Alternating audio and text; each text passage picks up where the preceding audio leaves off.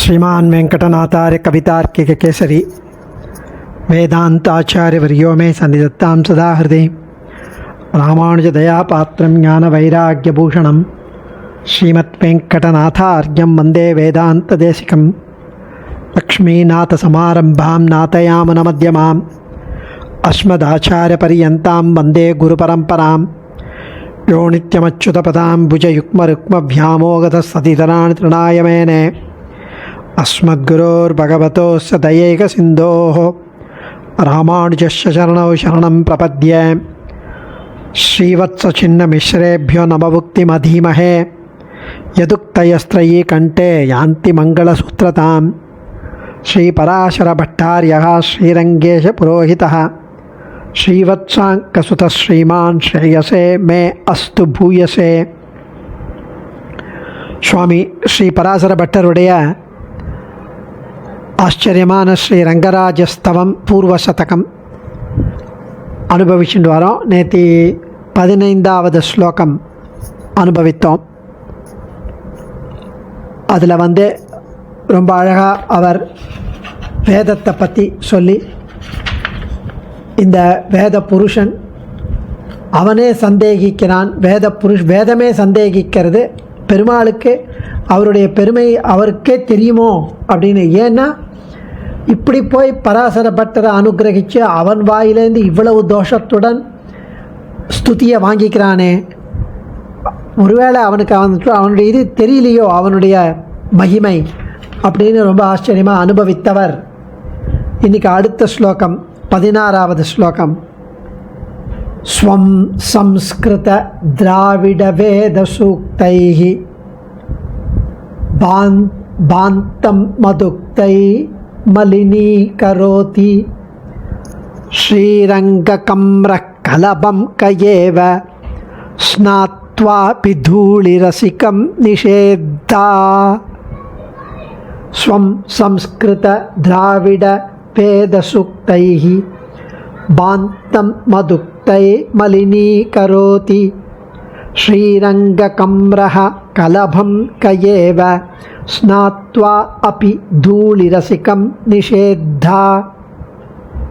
இவ்விதமாக பெரிய பெருமாள் அவருடைய கருணை காரணமாக தன்னுடைய மேன்மையை குறைத்து கொண்டு, தன்னுடைய மேன்மையை மறைத்து கொண்டு, சர்வேஸ்வரத்தை மறைத்து கொண்டு, உம்முடைய தோஷங்கள் நிறைந்த சொற்களை கொண்டு தன்னை துதிக்கச் செய்தான் என்று கூறுகிறீர்கள்.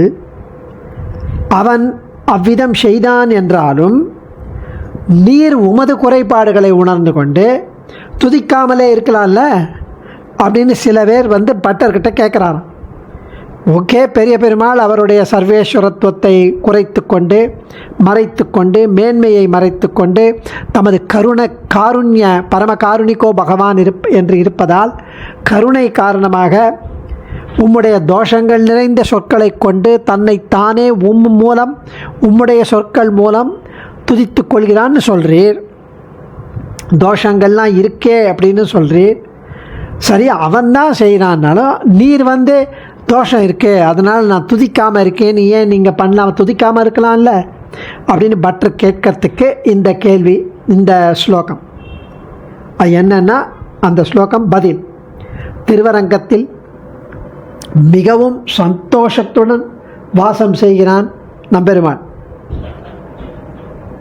அதில் வடமொழியில் உள்ள வேதங்களாலும் சமஸ்கிருதத்தில் இருக்கிற வேதங்களாலும் தமிழ் மொழியில் உள்ள திவ்ய பிரபந்தங்களாலும் அது அந்த சமஸ்கிருத வேதம், இது தமிழ் வேதம், தமிழ் மறை, ரெண்டாலும் தன்னை நன்கு விளங்கும்படி செய்து கொண்டான்.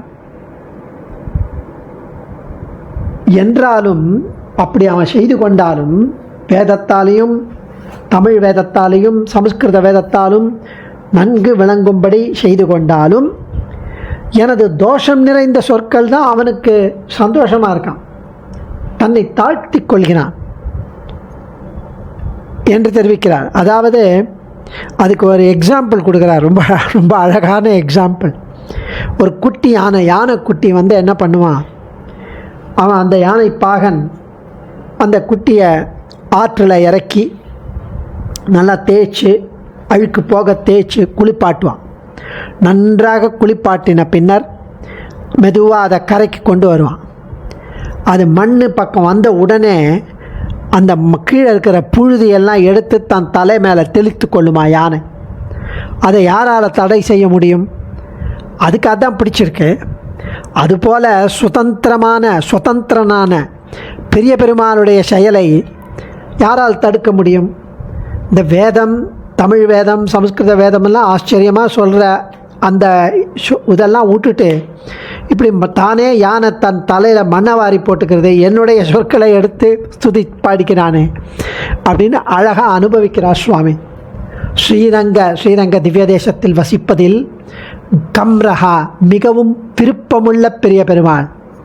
சமஸ்கிருத திராவிட வேத வடமொழியிலாலும் தமிழிலாலும் இருக்கும் வேதங்களான ஸ்ருதிகள், திருவாய்மொழி முதலானவைகளில் உள்ள சூக்தங்கள், பதிகங்கள் முதலானவைகளால்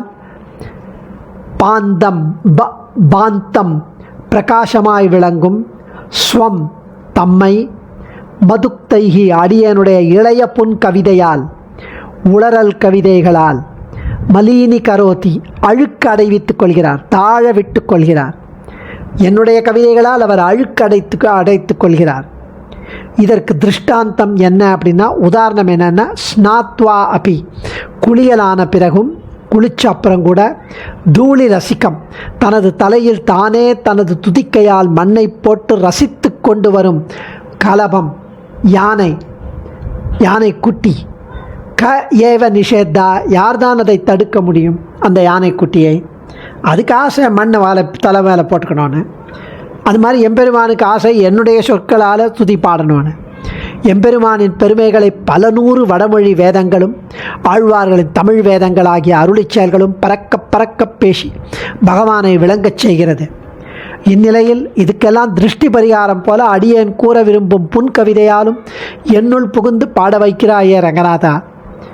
இது குளித்த பிறகும் யானை தன் தலையில் மண்ணை போட்டுக்கிற மாதிரி இருக்கே இல்லையா அப்படிங்கிறார். கஜஸ்நானம் து நிஷ்பலம் என்றார்களே, அது போலவா இது? சுவாமி வேதாந்த தேசிகனும் இந்த தூளி அவர் சொல்றார், திருஷ்டேபி துர்பலதியம் தமனேபி திருப்தம் ஸ்நாத்வாபி தூளி ரசிகம் பஜனேபி பீமம். அதே எடுக்கிறார். இங்கே வந்த ஸ்நாத்வாபி தூளி ரசிகம் அந்த ஸ்லோகத்தில் 99வது ஸ்லோகத்தில் தயாசதகத்தில் இருக்கிறார். பத்வா கிருஹாண விஷசைல பதேர்தயேமாம் त्वद्वारणं स्वयं अनुग्रहशृङ्गलाभिः. திருவேங்கடமொழியானுடைய தயாதேவியே உலகத்தில் யானைக்கு மதம் பிடிப்பதுண்டு. அந்த நிலையில் அதன் சேஷ்டைகள் மிகுந்து நிற்கும். தன் எதிரில் உள்ள உணவுப் பொருட்களை கண்டும் காணாமல், அதனால் தனக்கு வரும் நலனை அறியாத அதை தொடாது. மாவெட்டியால் அங்குஷத்தால் அடித்து முயன்றாலும் அதை புறக்கணித்து அப்படியே மதம் பிடிச்சு நிற்கும். உடம்பில் உள்ள அழுக்கு போக நீரில் குளிப்பாட்டினா கூட புழுதியை தன் மேலே வாரி போட்டுக்கும் என்றெல்லாம் அனுபவிக்கிறார் சுவாமி. அவன் சங்கிலி போட்டு அவன் கட்டுவான். அது மாதிரி தயாதேவியே என்னை நீயாகவே அனுகிரகமாகிய சங்கிலிகளால் கட்டி பிடித்துக்கொள் என்கிறார் சுவாமி. சுவாமி அதே வார்த்தையை இங்கே எடுத்து தயாசதகத்தில் அனுபவிக்கிறார். தமிழ் வேதங்கள் சமஸ்கிருத வேதத்துக்கு ஈக்குவலான் தமிழ் வேதம். அதுவும் ஆளவந்தார் கீதார்த்த சங்கிரகத்தில் பக்தி பண்ணுறவன் இருக்க வேண்டிய முறையை தெரிவிக்கிறார். தத் சம்யோக வியோகைக்க சுகதுக்க ததேகதீகி.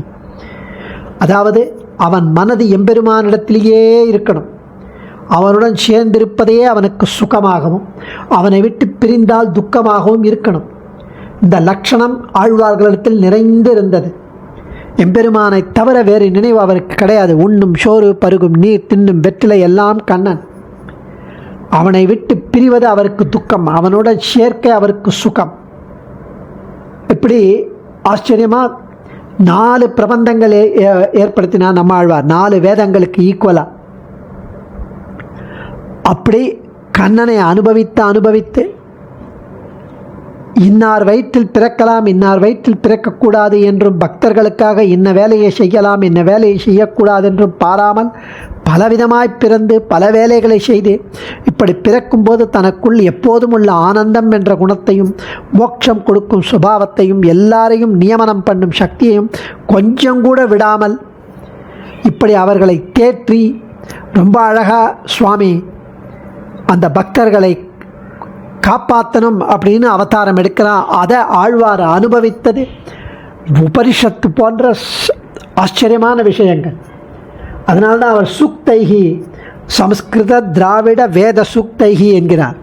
ஸ்ருதிகள், திருவாய்மொழி முதலானவைகளில் உள்ள சுக்தங்கள், பதிகங்கள் முதலானவைகளால் பாந்தம் பிரகாசமாய் விளங்கும் என்று தெரிவிக்கிறார் சுவாமி.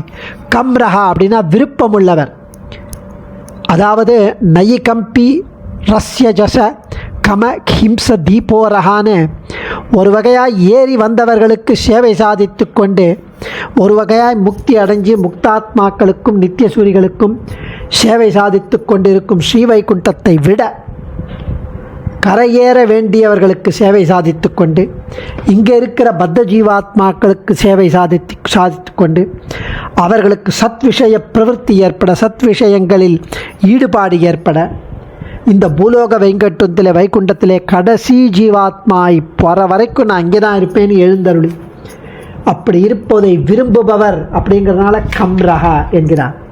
மிகவும் விருப்பமுள்ள பெரிய பெருமாள் ஸ்ரீரங்க கம்ரஹா, ஸ்ரீரங்க திவ்ய தேசத்தில் வசிப்பதில் மிகவும் விருப்பமுள்ள பெரிய பெருமாள். எவ்வளவோ ஒரு வாத்சல்யம், கிருப்பை அவருக்கு. சமஸ்கிருத வேதங்களில் ஸ்ரீ சூக்தம், விஷ்ணு சூக்தம், புருஷ சூக்தம், பூசூக்தம், நீலா சூக்தம், இப்படி பஞ்ச சூக்தங்கள் பிரசித்தமானவை. தமிழ் வேதங்களில் ஏறத்தாழ 10 பாசுரங்களை உடைய பகுதியை பதிகம் என்பவர். எல்லாம் சேர்ந்து சூக்தைகின்னு எல்லாத்தையும் சேர்க்கிறார் சுவாமி இங்கே பட்டர். அடியேன் தன்யோஸ்மி. கவிதார்க்கிக சிம்ஹாய கல்யாண குணசாலினே ஸ்ரீமதே வெங்கடேஷாய வேதாந்த குரவே நமஹ.